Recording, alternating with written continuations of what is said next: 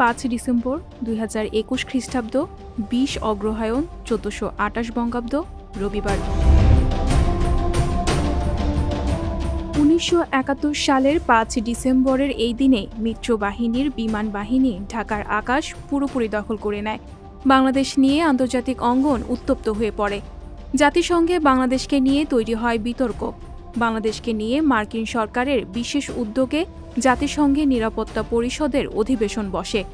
আন্তর্জাতিক রাজনৈতিক অঙ্গনে এই উত্তপ্ত অবস্থায় মুক্তিযোদ্ধাদের মনোবল অক্ষুণ্ণ রাখতে জাতির উদ্দেশ্যে বেতারে ভাষণ দেন মুক্তিবাহিনীর সেনাপতি জেনারেল ওসমানী।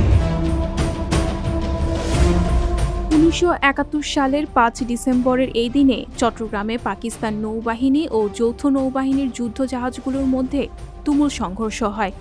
বকশীগঞ্জ নিয়ন্ত্রণে আনে যৌথ বাহিনীরা। মুক্ত হয় পীরগঞ্জ, হাতীবান্ধা, পচাগড়, বোদা, ফুলবাড়ী, বীরগঞ্জ ও নবাবগঞ্জ। জীবননগর, দর্শনা ও কোটচাঁদপুরে মিত্রবাহিনীর সঙ্গে যুদ্ধে টিকতে না পেরে অবশেষে আত্মসমর্পণ করে পাক হানাদার বাহিনী। 2013 সালের 5 ডিসেম্বরের এই দিনে দক্ষিণ আফ্রিকার বর্ণবাদ বিরোধী আন্দোলনের অবিসংবাদিত নেতা নেলসন ম্যান্ডেলা মৃত্যুবরণ করেন। 1994 থেকে 1999 খ্রিস্টাব্দ পর্যন্ত দক্ষিণ আফ্রিকার রাষ্ট্রপতির দায়িত্ব পালন করেন তিনি। দেশটির প্রথম কৃষ্ণাঙ্গ রাষ্ট্রপ্রধান ছিলেন নেলসন ম্যান্ডেলা। 1969 সালের 5 ডিসেম্বরের এই দিনে বঙ্গবন্ধু শেখ মুজিবুর রহমান পূর্ব পাকিস্তানের নামকরণ করেন বাংলাদেশ। গণতন্ত্রের মানসপুত্র হোসেন শহীদ সোহরাওয়ার্দীর 6ষ্ঠ মৃত্যুবার্ষিকী উপলক্ষে এই দিন আয়োজিত হয় আলোচনা সভার। সেই সভা থেকে শেখ মুজিবুর রহমান ঘোষণা করেন, আমাদের স্বাধীন দেশটির নাম হবে বাংলাদেশ। 1846 সালের 5 ডিসেম্বর দুদু মিয়া কর্তৃক নীলকুঠিতে আক্রমণ করা হয়।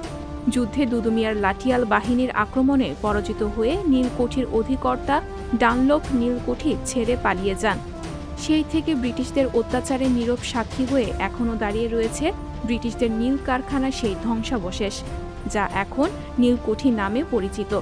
স্মৃতি হিসেবে সেখানে আজও রয়ে গেছে 12 কক্ষ বিশিষ্ট কুঠির, ইটের দেয়ালের ধ্বংসাবশেষ, মাঝামাঝি রয়েছে একটি চুল্লি ও পাশেই রয়েছে প্রায় 40 ফুট উঁচু চিমনি। শরীয়তপুর সদর উপজেলার মাহমুদপুর ইউনিয়নের পশ্চিম মাহমুদপুর গ্রাম ঘেঁষে অবস্থিত এই নীলকুঠি।